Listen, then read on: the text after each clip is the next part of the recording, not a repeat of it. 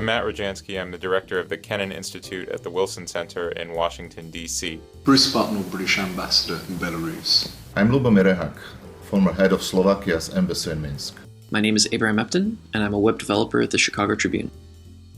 I want to thank the team at Belarus Digest for the fantastic work that they do.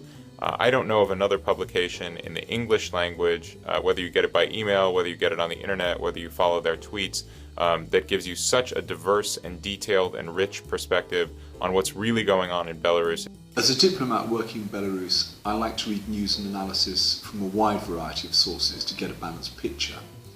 I often read Belarus Digest because I like its coverage of political, economic and social issues.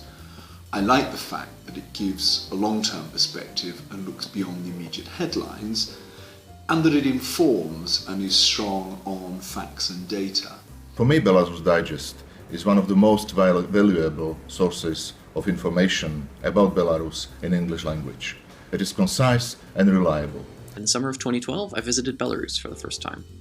Before going on the trip, I did some research to find out what to expect, and I was disappointed to discover that most of the writing about the country was very surface level and filled with cliches about a Cold War country stuck with an authoritarian dictator and really nothing else going on. And it wasn't until I discovered Belarus Digest that I realized that there was actually a lot more to this country than just a few tired cliches.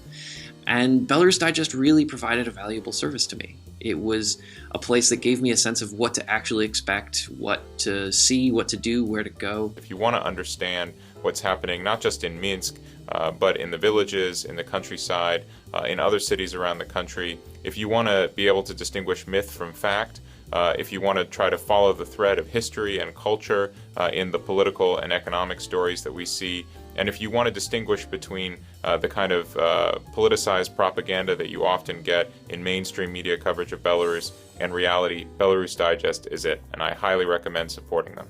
It's very easy to be black and white about Belarus. It's more difficult to get into the complexities and nuances. And that's why I recommend Belarus Digest to contacts who want to know more about Belarus. For successful continuation of this project, its readers should be more involved in streamlining the content. It can be done by dialogue with the journalists, as well as by the contributions supporting thus serious and independent news from this beautiful European country. I feel like that's a very important service to provide, especially as the world increasingly is interested in what's happening in Eastern Europe, and there need to be sources of information like Belarus Digest that make it clear to particularly Western audience how to actually think and understand the country. That's why I support Belarus Digest. That's why I've donated to them in the past, because I think that it's a really important site. I want to wish everyone at Belarus Digest and in Belarus с Новым годом, Happy New Year, Happy Holidays. Дозвольте мені пожадати усім редакторам і читачам Belarus Digest усього найлепшого у Новім годі і веселих колядних святаў. З Новим годом, мої сябрі!